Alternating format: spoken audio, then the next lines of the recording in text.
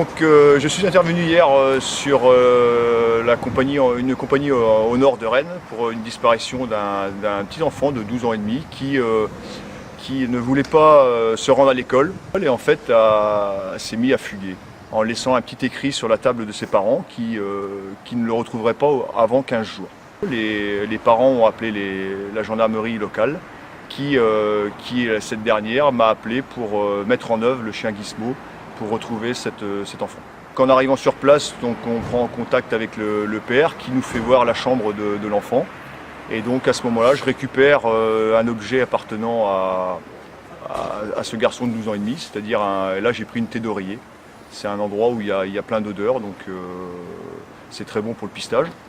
Et donc au bout de 5 minutes de discussion avec le père et tout, nous mettons en œuvre le chien à l'endroit où il a été vu pour la dernière fois. Donc là on est certain qu'il a été vu sur un petit parking à 100 mètres de son domicile parental. Donc on met le chien en œuvre. Donc c'est-à-dire mettre le chien en œuvre, c'est-à-dire que le chien prend l'odeur et relève la piste.